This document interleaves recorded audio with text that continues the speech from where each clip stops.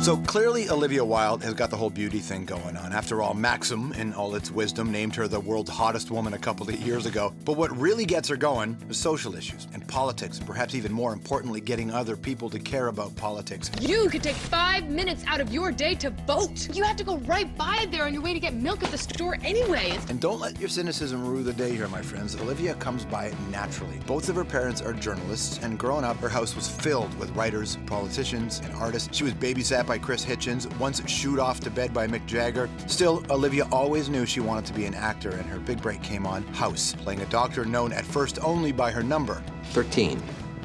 Is your name 13? And 13 proved lucky. It led the way to bigger parts in films like Cowboys and Aliens. You're one of them. No. I'm from a different place.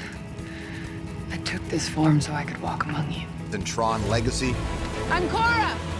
They were big roles in big movies, and they've given her the financial security to follow her real interests. She campaigned for President Obama in 08, back before he was the pres. She even received a personal call from the future man, and she's worked on the ground in Haiti with Artists for Peace and Justice. As we grow as an organization, they'll have more opportunities and more facilities so they can broaden their horizons.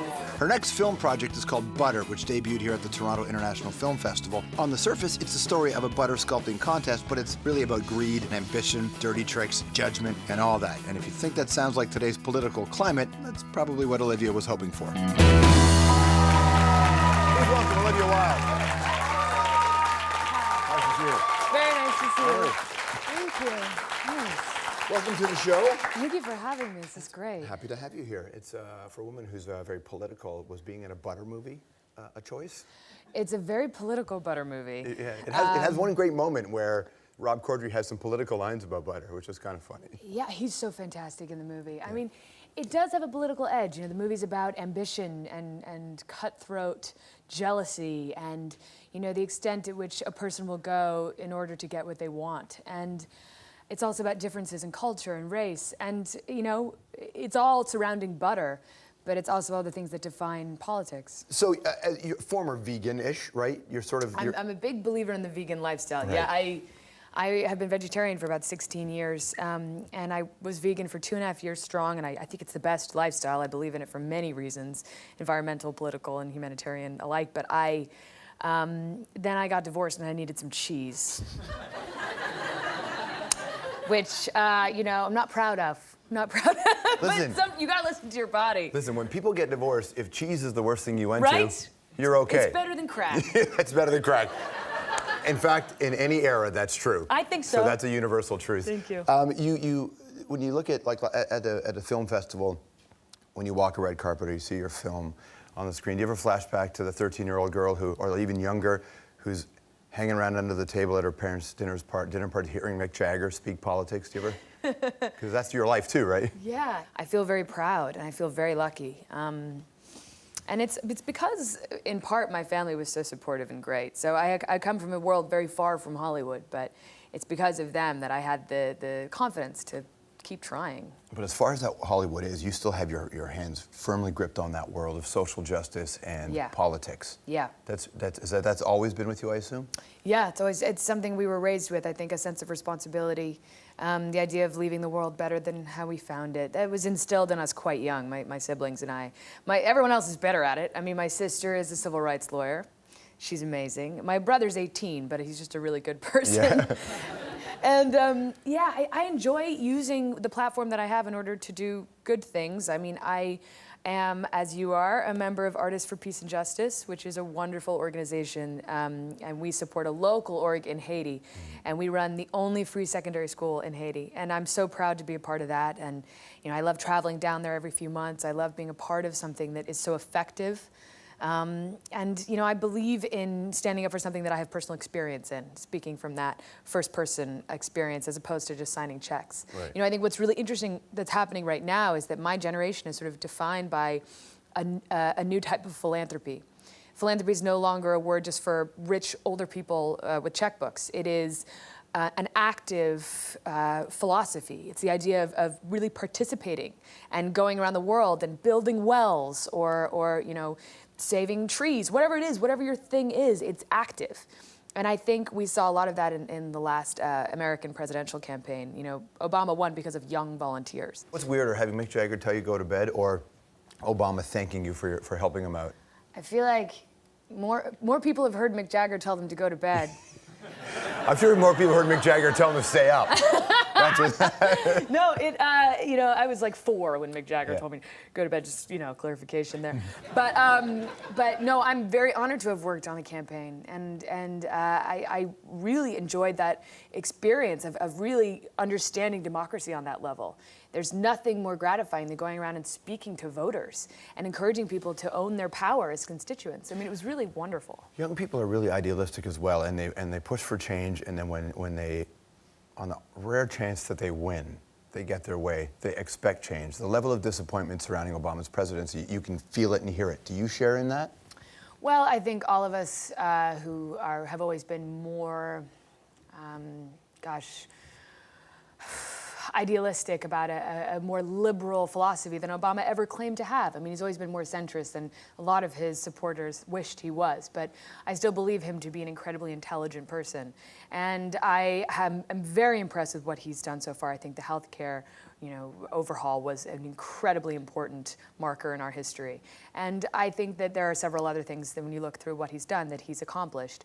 Of course, the economy is a blight. And I think that that's something that is an effect of what he inherited. And no one can expect it to be fixed in 4 years. It does need to get better.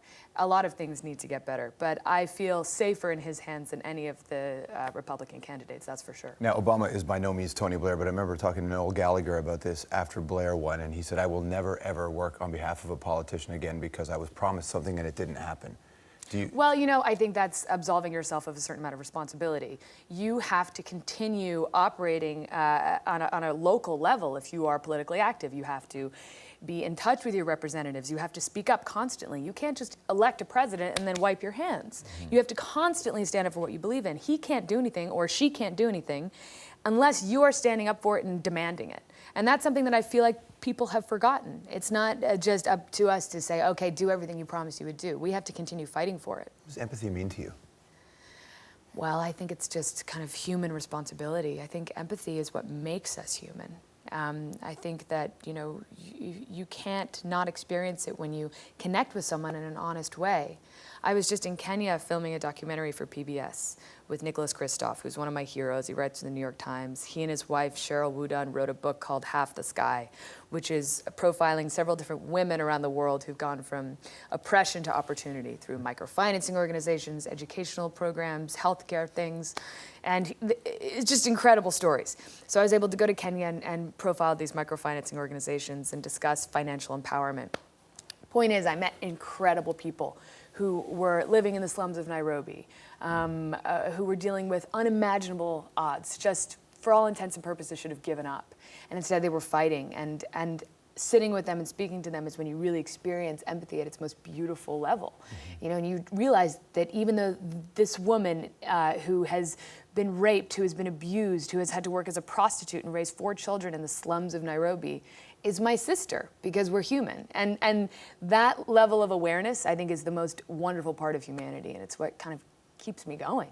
Do you have mentors in Hollywood? I know you love Sigourney Weaver and Kate Hepburn, but do you have mentors?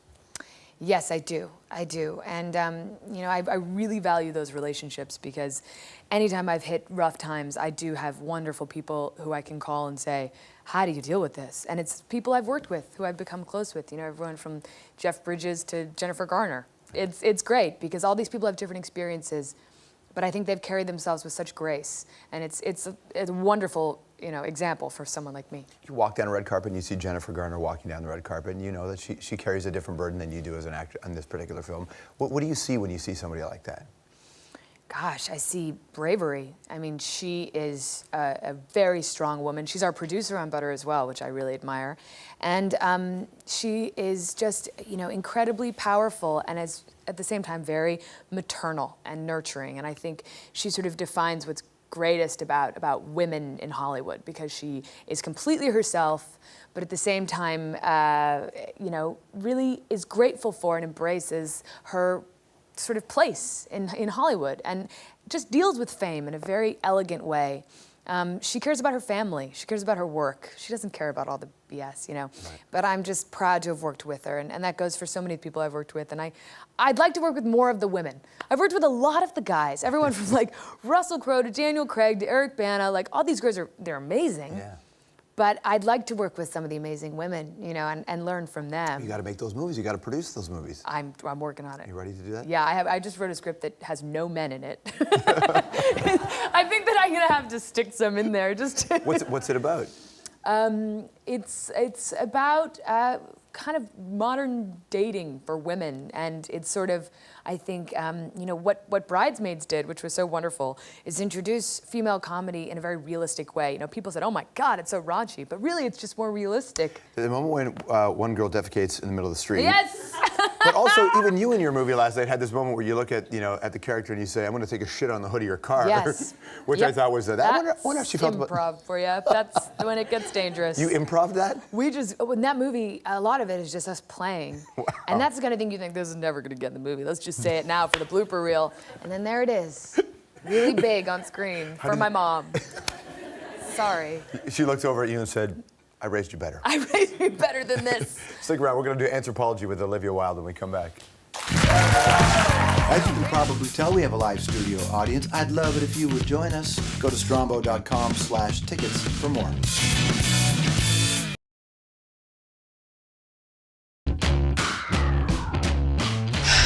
You're about to make a huge mistake, one that changes our country forever. Hollow records indicate that you didn't vote in the upcoming 2010 elections. And now we know that's when it all went wrong. After you didn't vote, Republicans took back Congress and then merged once and for all with the big corporations that fund them to create Republic Corp. All because you didn't vote. You got smoked for that, didn't you? We got in big trouble for that. Yeah? But that's the kind of thing I'm really proud to get in trouble for. Who gave you hell? Gosh, you know, people feel like, you know, I think it was a lot of conservative people who felt like, A, they don't want to hear from an actor, and they oftentimes resent an actor getting up and speaking like that. But, you know, I don't claim to be more important than any other voter. I'm just a fellow voter saying, we have to do this, we have to vote, because if you don't vote, you can't complain. Right. And that was really the point of that ad. Republic Corp is pretty strong, though. Republic Corp, yep. Yeah. Yep. And you know, the thing is that I don't say anything I can't back up. And I don't do anything I can't back up. Mm-hmm. So I'm unapologetic about it. And people know that. And they can attack me, and I'd love to debate them. Okay, Anthropology. So, your character's got tattoos in the film. What's the worst tattoo you've ever seen or considered getting? Oh, my gosh. I think on one ill-advised evening many years ago, I think I was about to get a Fighting Irishman. So like Notre Dame? On my arm. I think it was one of those really, really fuzzy moments. Yeah, no kidding. I'm a proud Irish woman, but that's not a good tattoo. Palin or Bachman? Oh God, oh why? Neither. If you were sick, would you go see Dr. House? Yes. Yes, absolutely. He has a pretty good track record. Yeah, it's pretty fantastic. But then I'd have to be prepared for like 4 acts of near death. That's right. And then to be saved. Leaving a show that you've worked on a lot, is it hard? Yes, they're my family. It was incredibly emotional the day I left, but we're all friends, and I'm very lucky to have been on the show. Nice to see you. Thanks for coming in. Thank you for having me. It's such a pleasure. I appreciate it. Olivia Wilde, everybody. Got a brand new film called Butler. We'll be right back.